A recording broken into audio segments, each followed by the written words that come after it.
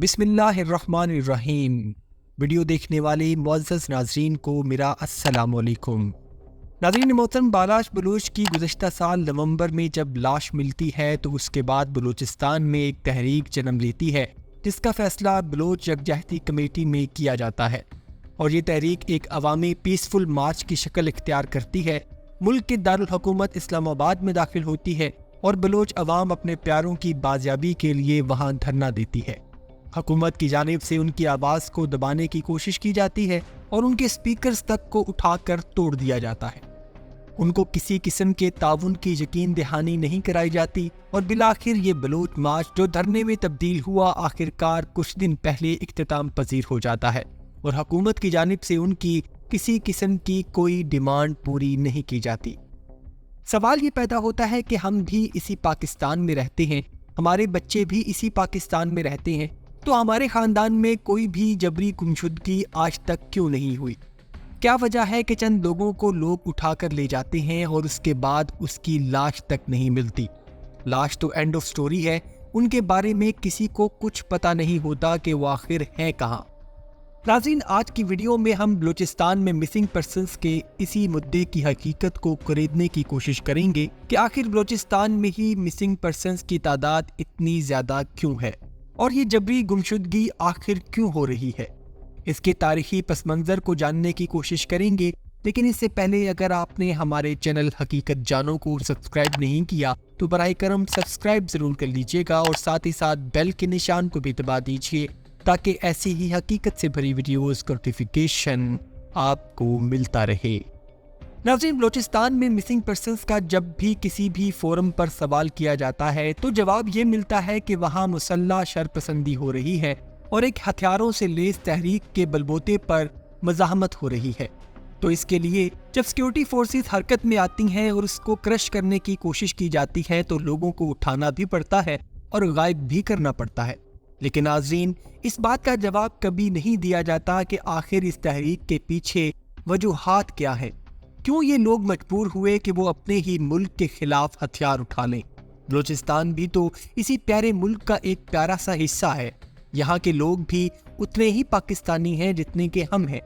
اور اگر اصل حقیقت کو جانے بغیر مسنگ پرسنز کے حوالے سے یہ جواب دینا کہ یہ لوگ شرپسند ہیں اسی لیے مسنگ ہیں تو یہ تصویر کا ایک رخ ہے۔ تصویر کا دوسرا رخ شاید انتہائی تلخ ہے اور ننگا سچ ہے، جس کے بارے میں نہ تو حکومت بات کرتی ہے اور نہ ہی قانون نافذ کرنے والے ادارے۔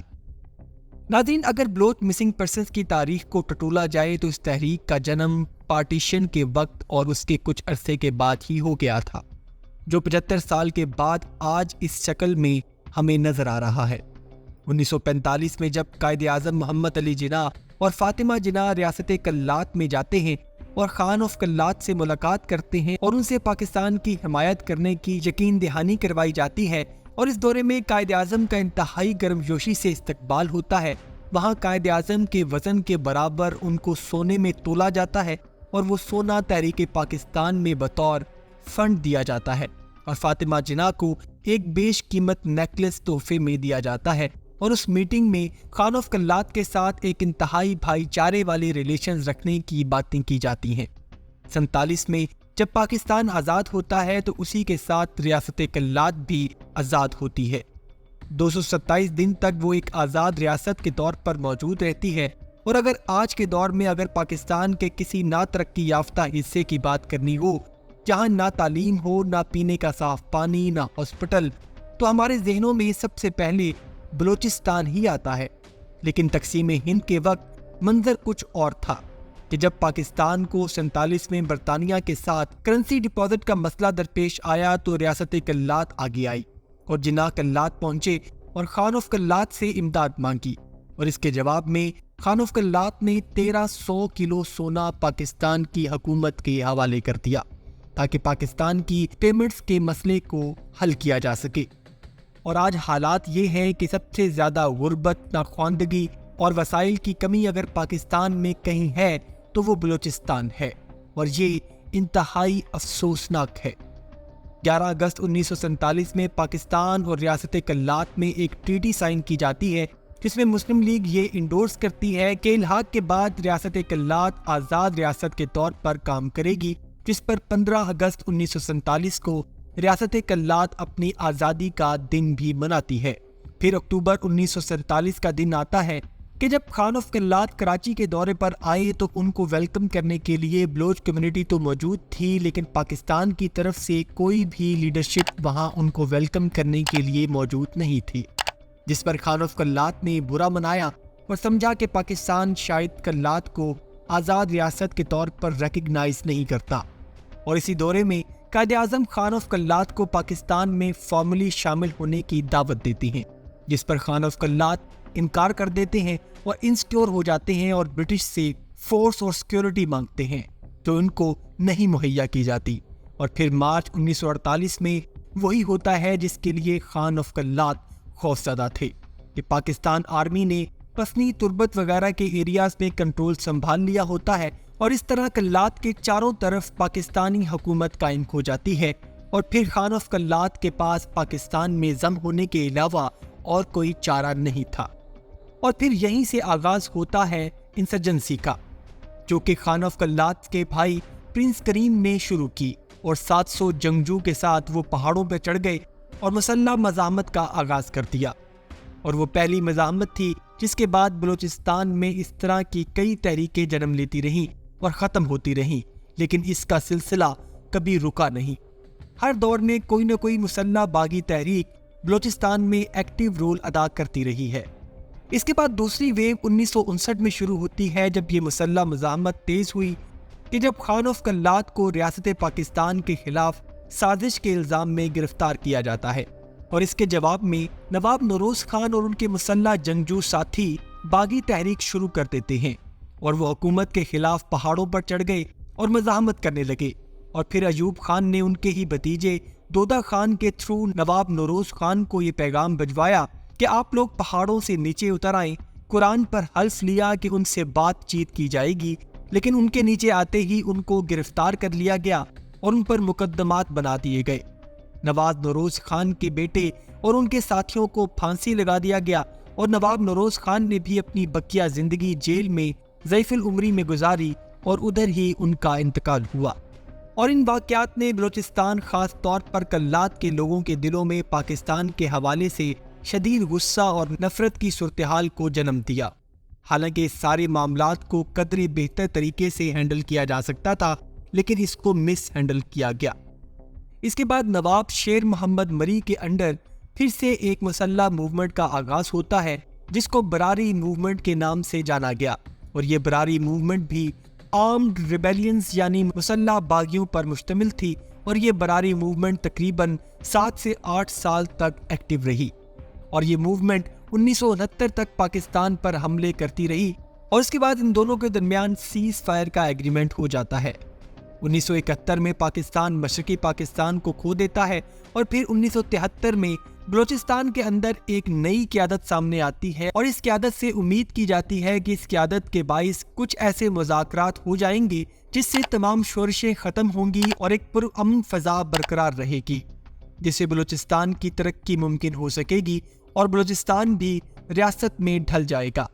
لیکن سی ایم بلوچستان سردار عطا اللہ خان مینگل اور گورنر بلوچستان غوث بخش بدنجو کو جب ان کے عہدوں سے ہٹایا گیا تو یہ خواب بھی چکنا چور ہو گیا، اور یہ کہا گیا کہ ان دونوں کو غیر قانونی طور پر عہدوں سے ہٹایا گیا ہے۔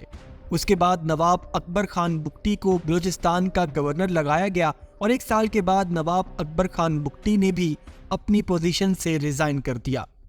تو ناظرین، تاریخ بتا رہی ہے کہ بڑے بڑے بلوچ سیاسی رہنما، نواب، سردار پولیٹیکل عہدے تو سنبھالتے رہے لیکن کنٹینیو نہیں کر سکے۔ اس کی سب سے بڑی وجہ یہ تھی کہ ان کے ہاتھوں میں کوئی بھی پولیٹیکل پاور نہیں دی جاتی تھی جس کے بلبوتے پر وہ بلوچ عوام کے لیے کچھ کر سکے،